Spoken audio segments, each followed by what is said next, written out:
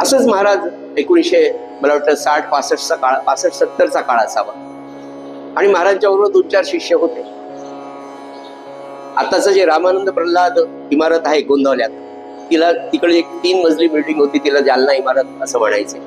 तिथे आपली प्रल्हाद महाराजांची सगळी मंडळी उतरायची उत्सवामध्ये. तर एक शिष्य महाराजांच्या बरोबर त्या पुण्यतिथीला गेले होते. महाराज सकाळी उठायचे, काकडा आटपून मग आपल्या त्या खोलीवर यायचे आणि मग त्यांचे या रामपंचायतनाची पूजा, त्यांचा जप, त्यांची मानस पूजा महाराज करत बसायचे. काकडा होऊन महाराजांच्या बरोबर तो शिष्य आला आणि महाराज असे पूजा आटून जप करत बसलेले होते. तो 15-16 वर्षाचा शिष्य होता.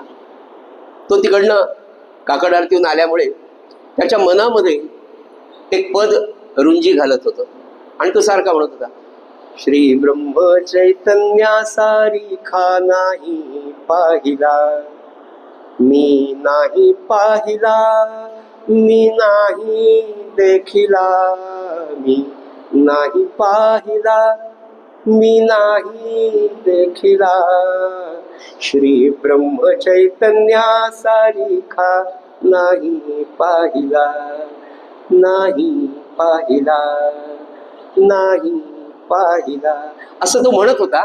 महाराज जप करत बसले होते आणि तिथेच तो म्हणत होता. असं एकदा झालं, दोनदा झालं, महाराज असं जप करत होते. महाराजांचा जप संपला, त्या सेवेकऱ्याचं म्हणणं पद सुरूच होतं, ऐकलेलं. म्हणून सकाळची काकड आरती याच्यासाठी महत्वाची. एकदा सकाळी तुम्ही ऐकलं की दिवसभर ते गुणगुणत राहणार. जे सकाळी ऐकाल तेच दिवसभर.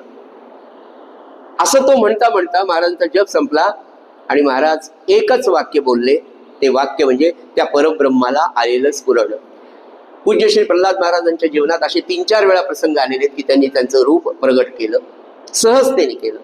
आणि तो असं म्हणत होता, श्री ब्रह्म चैतन्या सारिखा नाही पाहिला. असं म्हणता म्हणता हळूच महाराज एक वाक्य म्हणले, खरंच नाही पाहिला का?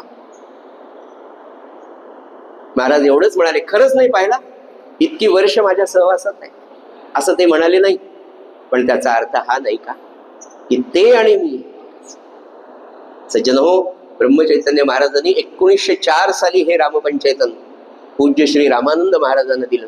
आणि तेच म्हणजे ते आत्मलिंग आहे. ब्रह्मचैतन्यांचं ते आत्मलिंग रामानंदानं दिलं आणि तेच आत्मलिंग रामानंद महाराजांनी 16 वर्षांनी म्हणजे 1920 साली रामनवमीच्या दिवशी जालन्याच्या राम मंदिराच्या गाभाऱ्यामध्ये पूज्य श्री महाराजांना आपल्या दिलं. आज तेच रामपंचायतन आपल्याकडून राम नामाचा जप करून